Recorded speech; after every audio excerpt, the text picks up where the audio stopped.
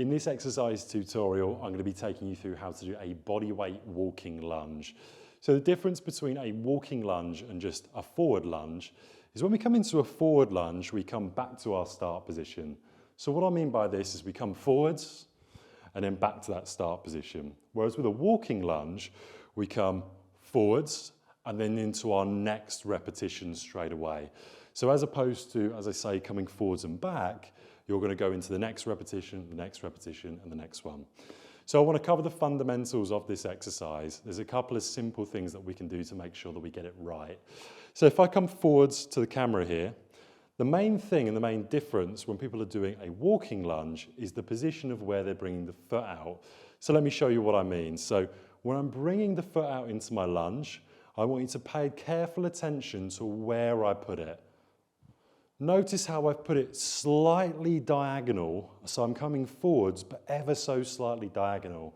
And this is because when I'm coming from one leg into the next repetition, it's really important that I've got my hips at hip width apart when I'm doing my walking lunges.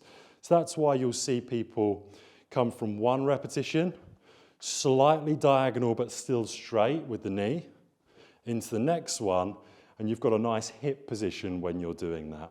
Now, when we're looking at knee tracking, that's also a really important aspect of the walking lunge. So we're looking for the knee to be in line with the first toe or the second toe. What we don't want is the knee veering too far in or too far out when we do the exercise.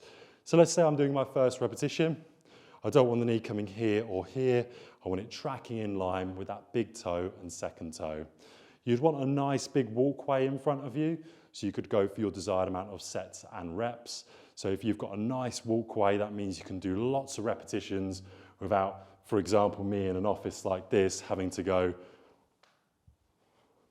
and then having to turn around and do the next lot of repetitions. Once you've repeated your desired amount of repetitions, that would be this exercise done.